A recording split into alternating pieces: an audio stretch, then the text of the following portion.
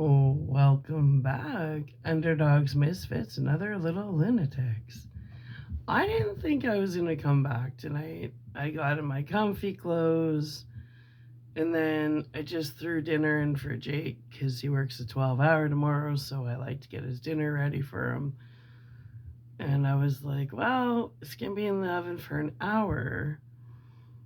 And I got called back to my book. I get like that. Like it's a really good book, and I'm just feeling called to it. So let's get into it. I got an hour. All right, we just hit past midnight, so I'm in my prime time, baby. Anyway, we're gonna start off with this chapter, The Floor of Hell. Ooh. The more we walked now, the more repelled and nervous I became. A kind of aching restlessness filled me. I felt cramped and stifled, as though the atmosphere were closing in around my body. The air in my lungs tasted vile, unclean, as thick as mucus. Ooh. Adjust your system again, Albert said.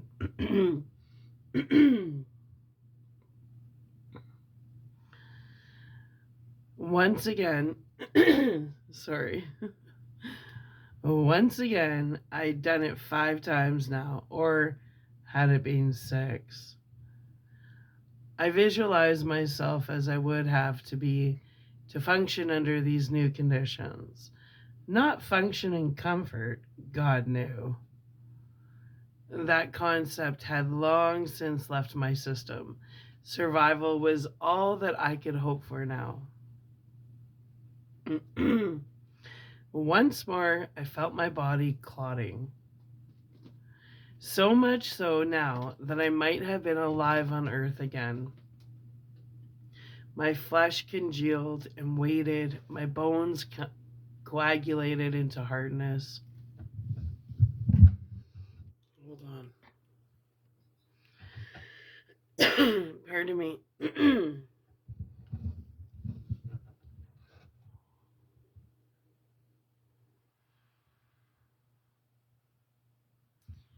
Adjust your mind as well, Albert told me. This will be the worst you've seen. I drew a deep breath, grimacing at the taste and odor of the fetid air. Is this really helping? I asked. If there were any other way to find her, rest assured we'd take it, Albert said. Are we any closer to her? Yes, he said, and no.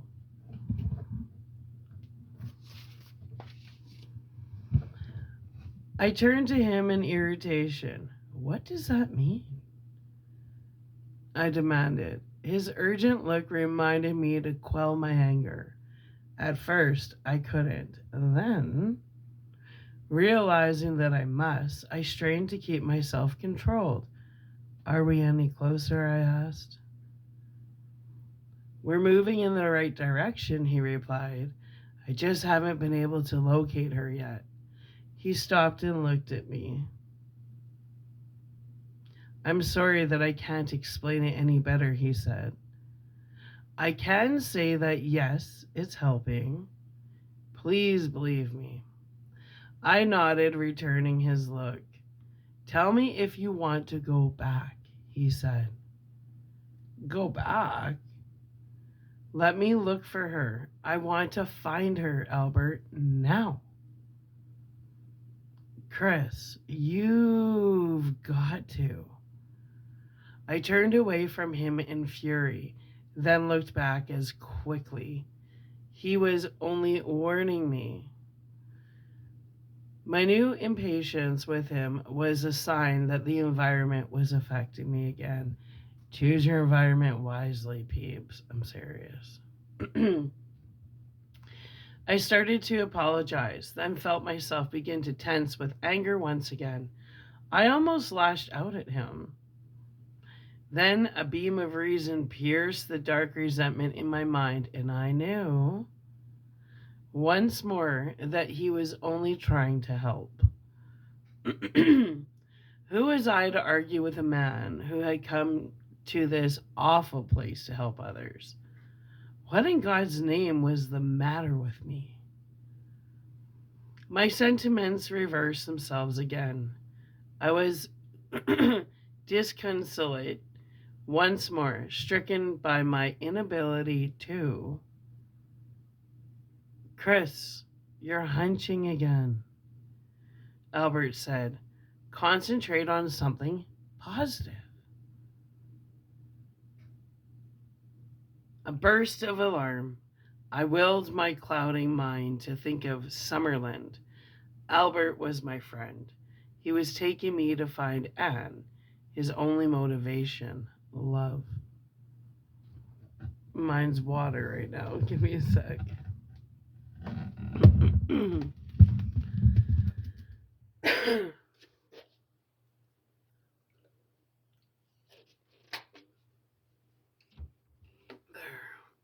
There.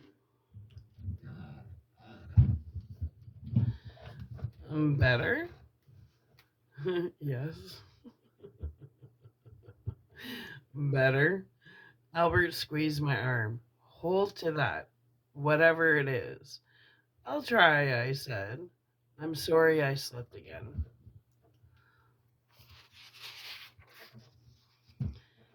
It isn't easy to remember here, he said, and simple to forget. Even those words meant an explanation, like a shadowy magnetism, had a tendency to pull me down. Again, I thought of Summerland, then of Anne and of my love for her. Oh, that was better. I would concentrate on Anne. The light was getting dimmer as we walked now. Even with my concentration on an area of light around me, the nimbus seemed to shrink as though some outside pressure forced it in. Albert's light was stronger, but even his illumination soon became no brighter than that of a dying candle flame. It seemed as though I felt a gathering thickness in the air. We might have been moving along the bottom of a deep and murky sea. There were no people anywhere in sight, no structures. All I saw ahead were rocks, a line of craggy boulders. Moments later, we had reached the crater edge. Leaning forward, I looked down into the blackness of it, then pulled back sharply at a rush of something from below.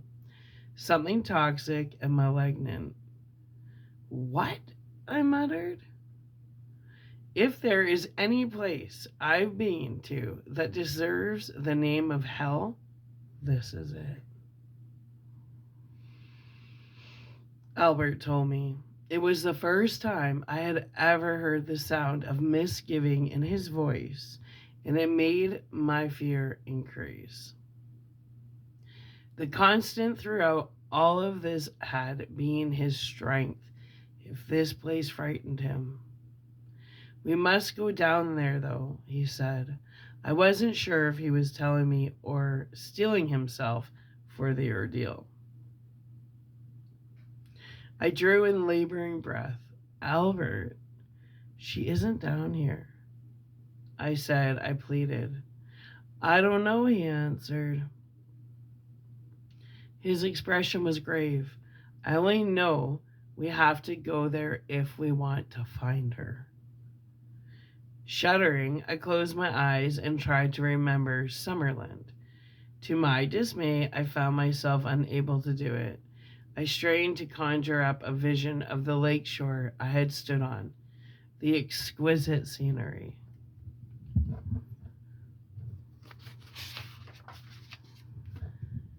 The thought was gone. I opened my eyes and stared out at the vast dark crater. It was miles in circumference with precipitous precipitous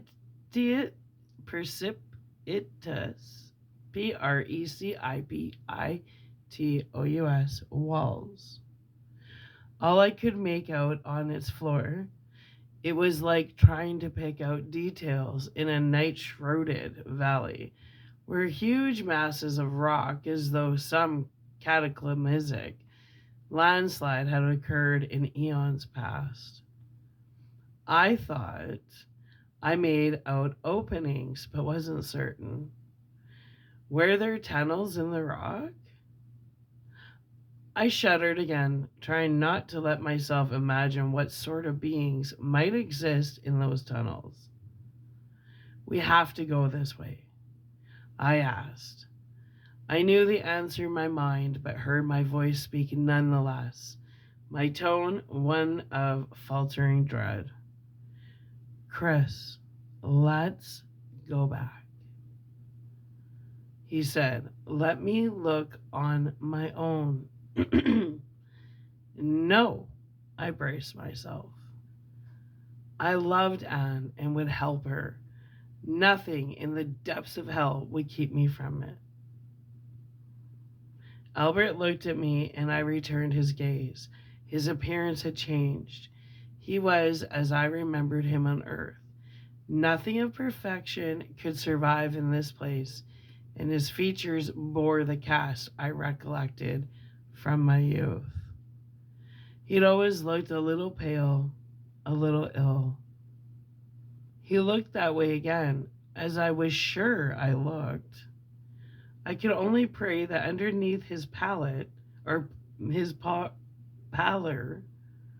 the resolution of the man I met in Summerland was still intact. Oh, he's totally resonating on that low vibration. So he's seeing everything from darkness, I guess. we were climbing down an angling rocky fissure. It was far too dim to see clearly, but I could feel slime on the surface of the rocks. A jelly-like matter which exuded a smell of decay. Ugh. Once in a while, some small thing crawled across my fingers, startling me. When I twitched my fingers, whatever they were darted swiftly into cracks. Teeth clenched, I forced myself to concentrate on Anne. I love her and was here to help her. Nothing else was stronger than that, and nothing. As we descended gradually, the feeling of how shall I describe it materially began to crowd the air. It was as though we climbed down through some unseen groom's fluid. Adjustments came by seconds now. We are part of the environment, our very flesh adapting to it automatically. The air, could it be called that? Was totally repulsive, dense and sticky, foul of odor. I could feel it ooze around my body, crawling down into my lungs as we descended and descended. You've really been here? I asked. I was grasping for breath. We might as well have been alive, I thought, so complete was the sense of bodily function. Again and again, Albert said, I couldn't do it. Someone has to help, he replied. They can't help themselves. I thought. A convulsive shudder racked my body. What did they look like? The denizens of this forbidding pit. I hoped I didn't have to find out. I prayed that Albert would, with a sudden burst of discovery, know exactly where Anne was and take me there, away from this hideous place. I couldn't stand much. No, I stopped myself. I mustn't think that way. I could stand anything. I had to in order to reach Anne. The lower realm, not an adequate description of this region. Not bad enough by half. No light, the blackness of unfathomable night, no vegetation, nothing but chilled stone, a foul, repugnant, never ceasing odor, an atmosphere to make the strongest man feel sick and helpless. The blackness and enshrouding now, it took every bit of concentration I possessed to keep alive the weakest glimmer of illumination. I couldn't see my hands anymore. Spelunking must be just like this, the thought occurred. The darkness pressed against my flesh as well as we descended. Down and down. Would we be safer not to carry light at all? I wondered. So as not to be caught sight of by...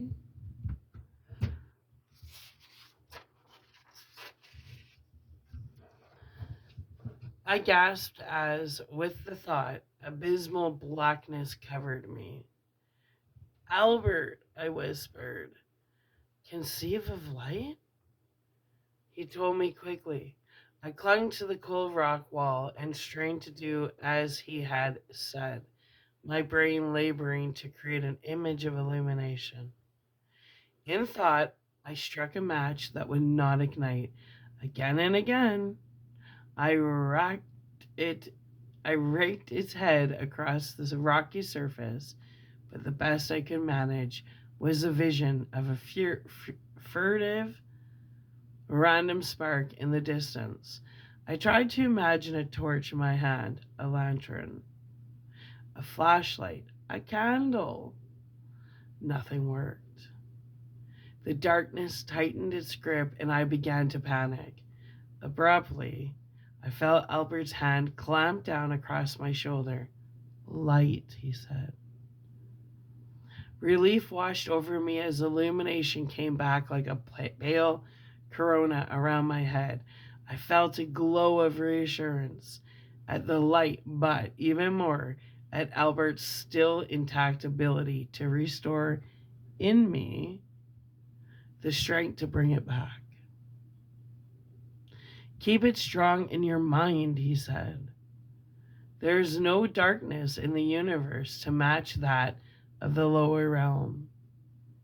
You do not want to be devoid of light here. I reached out with my right hand to squeeze his arm in gratitude. At the same moment, something cold and many-legged scurried across my left hand, and I almost jerked it from the wall, remembering only at the last instant to keep myself from doing so. I clutched back at the wall with my right hand and closed my eyes. After a few moments, I murmured, "Thank you." "All right," Albert said. As we continued down, I wondered what would have happened if I'd fallen. I couldn't die. Still, that was little comfort. In hell, death has to be the least of threats. The curdled air was getting colder now, clinging to my skin with a crawling dampness that felt alive. Conceive of warmth, I told myself. I struggled to envisage envisage,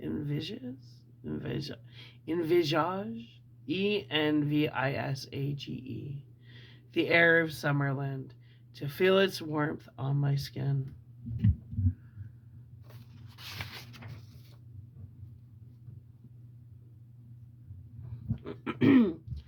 It helped a little, but the smell was getting worse now. What did it remind me of at first? I couldn't recall. Climbing downward, climbing downward, ever downward. Would we ever never reach the bottom? Then it came to me, a summer afternoon, Marie returning from a ride on Kit. Just before she wiped Kit's lather coat, I smelled it. I pressed my teeth together till they ached. The odor of hell is the odor of a sweating horse, I thought. Was this the place that Dante had confronted in his awful visions? It came to me at that moment, slowly, far too slowly. Every thought and effort now that just as I was able to repress the dark and cold, I could, by logic, shut away the odor as well. How? I wondered. My brain turned over like a foundering ship. Think, I ordered myself, and managed to evoke a memory of the fresh aroma in Summerland. Not a perfect memory by any means, but enough to ease the smell, to make my downward climb more bearable. Thinking to tell him what I'd done, I looked around for Albert, and a sudden burst of terror struck me as I failed to see him. I spoke his name aloud. No answer. Albert! Silence. Albert! Here! His voice just reached me, and by peering hard, I presently was able to see the faint glow of his presence moving towards me. What happened? I asked. You lost attention, he told me, and looking down, I did the same. Breath shook inside me as I looked down. All I saw was total and immeasurable blackness. How could he see anything there? I caught my breath, then listening. From the dark pit, I could hear a collection of nearly inaudible sounds, screams and cries of agony, mad, recluse laughter. Recluse laughter. This sounds kind of creepy. Howlings of derangement. I tried not to shudder, but I didn't have the strength. How could I go down to that? I closed my eyes and pleaded, God, please help me to survive whatever lay below me on the floor of hell. Let's get into the next chapter. Ooh, interesting. Hells within hells. I wonder now if someone with a psychic birthright, someone who, in superconsciousness, had traveled to this place, had named the English sanitarium Bedlam. A noisome pestilence. The phrase occurred as we reached the bottom of the crater. The air was rent by every horrible sound which man is capable of emitting. Screams and howlings, shouted curses, laughter of every demented variety, snarls and hisses, bestial growlings, unimaginable groans of agony, shrill utterness of pain, savage roars and lamentations, screeches, bellows, wails, clamorings, and outcries. The jangled tumult of countless souls in throes of derangement. Albert leaned in close and shouted in my ear, hold on to me. I needed no encouragement, like a child terrorized by every known and unknown dread in his mind. I clung to his arm as we started across the crater base, threading our way among forms that sprawled in almost every spot, some moving fitfully, some with spasm jerks and hitches, some crawling virtually like snakes, some as motionless as corpses. All of them resembled the dead.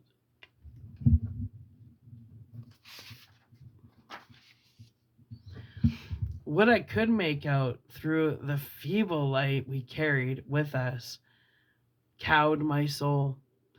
A cloud of vapor hung above the rock strewn ground, threatening to suffocate us until, once again, for what innumerable time, we adjusted our system to survive. Below the vapor were the figures, clothes and filthy rags which showed great gaps of gray and purple flesh, glowing eyes and lifeless faces staring at us. Ooh. And I heard a buzzing sound. People sat on boulders, heads together as though they were conspiring. People copulated on the ground and on the rocks, screaming and laughing. People struck at each other, choked each other, battered each other with rocks, tortured each other, all with shouts and snarls and curses, a mass of crawling, twisting, wrenching, jerking, lurking. Clashing, convulsive creatures filled the crater's basin, and I heard this buzzing. Now, as sight adjusted to the smoky gloom, I saw bands of ape-like figures roving close together, talking to each other in guttural voices, moving, I could only guess, in search of some perspective evil, some brutal violence they might commit.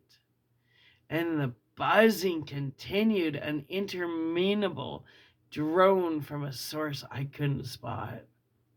Now I saw that interspersed throughout the area we crossed were pools of dark and filthy looking liquids. I hesitate to call it water. A loathsome stench beyond that which I had ever been exposed to rose from these pools, and I was horrified to see movement in them, as though unfortunates had slipped beneath the surface and were unable to rise. And the buzzing continued, growling louder and louder. A haze of constant sound above the cacophony cacophony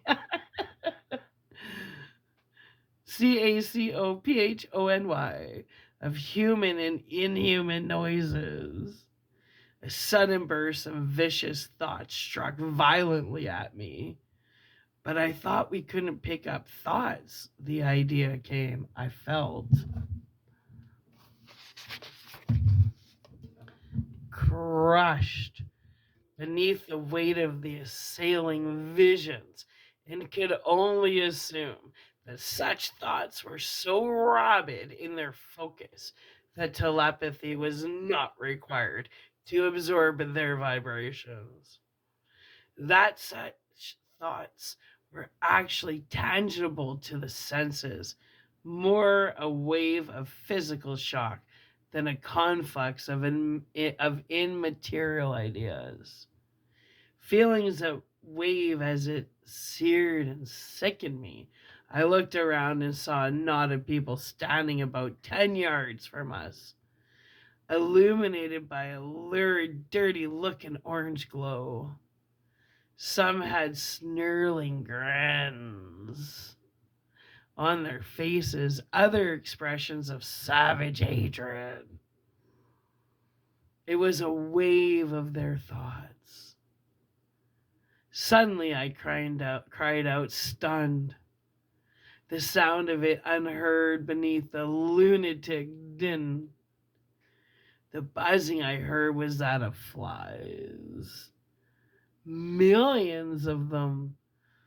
Everyone was covered with shifting clumps of flies. Faces moved with them. They were settled in the corners of eyes and crawling blackly in and out of mouths. A ghastly vision filled my mind. Kit with a barbed wire cut on her face, a solid pack of flies collected on it like a lump of living coal, those on the bottom gorging on her blood, their bellies red and swollen with it, even when I'd waved my hand at them, crying out in revulsion. These flies hadn't stirred. The sickened horror I'd felt at that moment was nothing compared to this. My fingers dug into Albert's arms, and I closed my eyes, trying to escape the sight. That was worse. The instant my eyes were shut, a rush of other sights began to flash across my mind. White-faced ghouls devouring rotten flesh, grinning vampires wallowing in gouts of dark blood from the throats of screaming children, figures of garbage and excrement embracing in hideous union, men and women. I opened my eyes with a jerk. As ghastly as they were, the sights around us were preferably to the ones I'd been compelled to see in my eyes closed, eyes wide shut.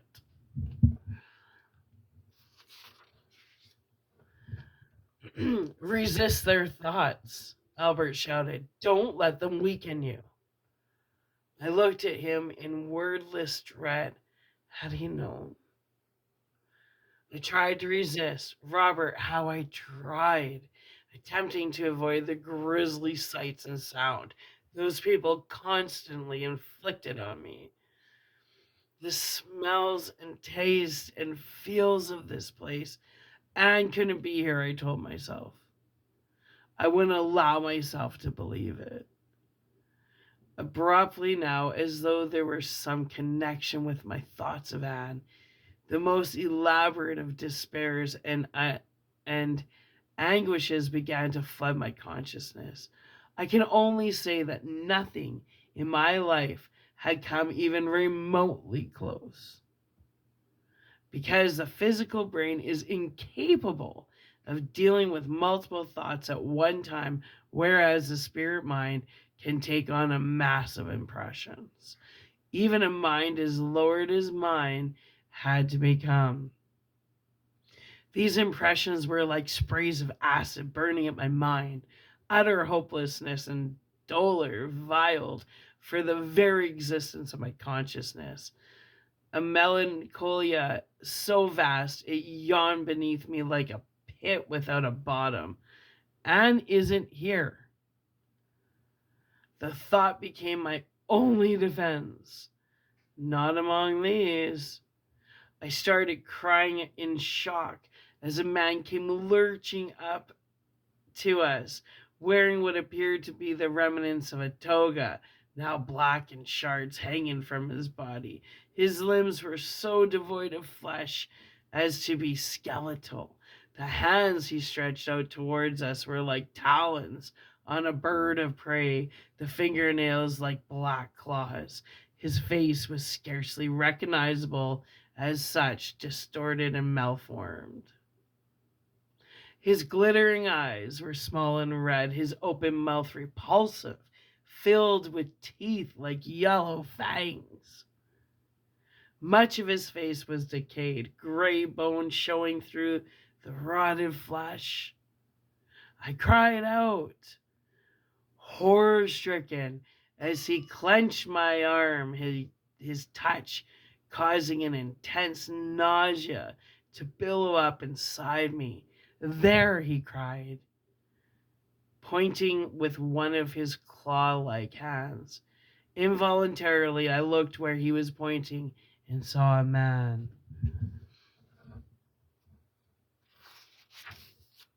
Dragging a woman towards one of the darkly viscid pools.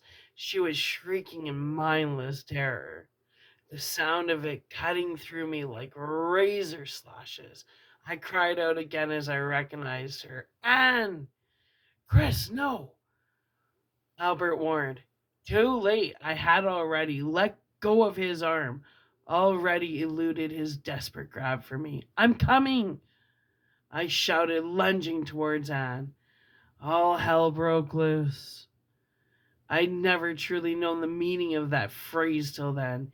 In the instant I broke free of Albert, his protection vanished, and a mass of figures rushed at me, howling with demonic glee. As they closed in rapidly, I knew with a bolt of horror that I'd been tricked by the man. He had known that I was searching for my wife.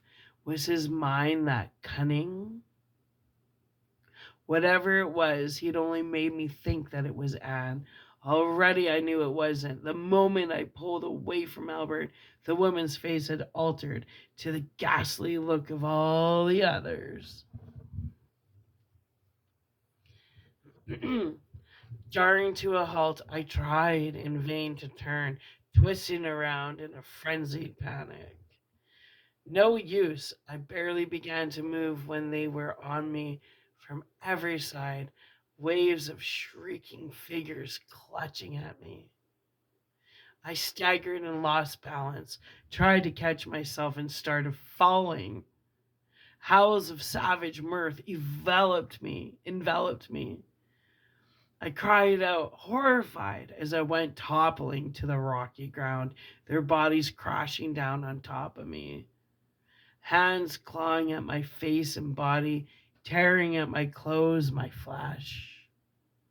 Faces blurred across my sight, some charred, some fiery red, all disfigured by scars or burns or ulcerous sores. Some had no faces at all, but something made of hair and bone where features should have been. I screamed out Albert's name, then had the hideous sensation of a swarm of flies flooding into my open mouth, into my ears. Ugh. And eyes, they seemed aroused by my helplessness. I tried to spit them out. I slapped at my eyes and ears with maddened hands. Again, I tried to scream out Albert's name, but the only sound I made now was a choking gurgle as a surge of flies began to clog my throat. I tried to wrench myself onto my stomach so I could vomit them up, but the clamoring, screaming people wouldn't let me. They were hauling me across the ground on my back, yanking at my arms and legs, kicking me, and screeching with insane delight at my impotence. The light I carried was virtually gone now. All I saw were twisted forms and shadows, virtually gone now. I'm sorry.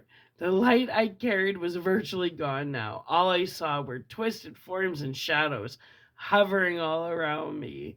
All I heard were cries of demented joy as they dragged me over the ground, shredding my clothes and ripping my skin on razor sharp rocks. That and the buzzing of flies.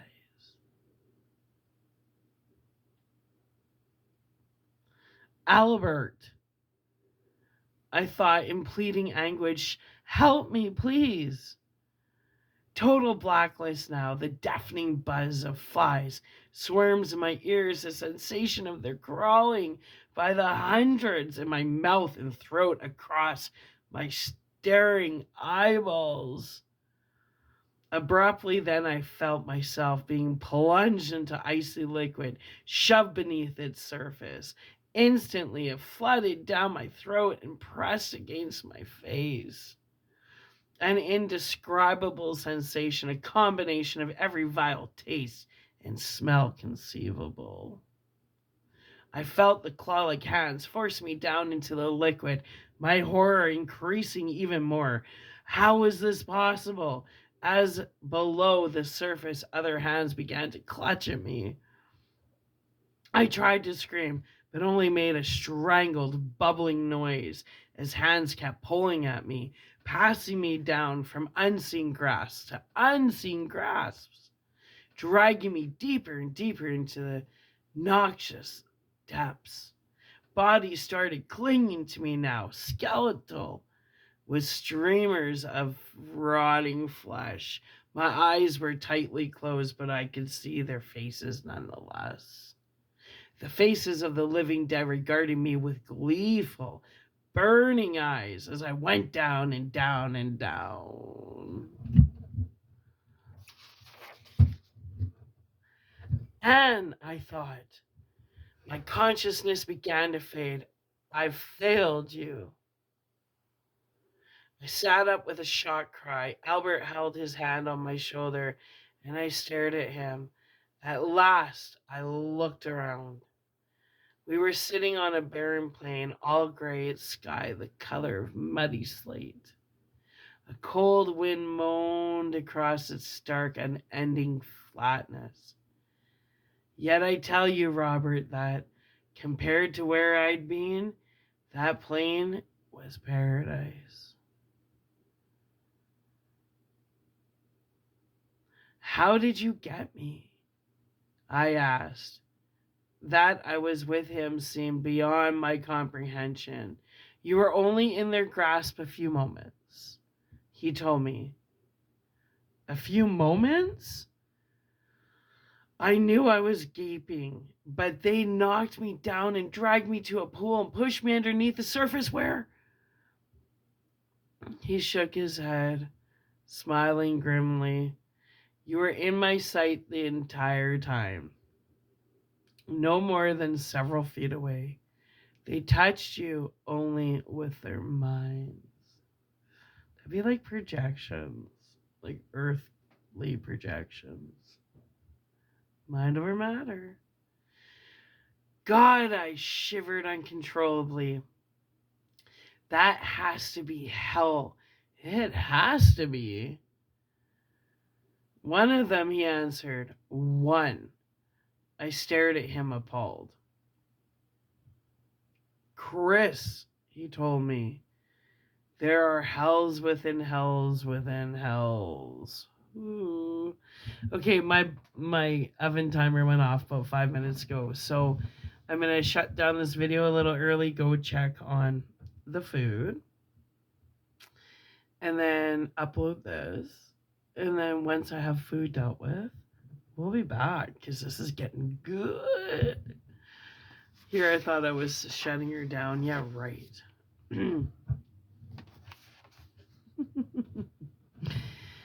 All right, when we come back, we're covering where Anne now stayed. Ooh.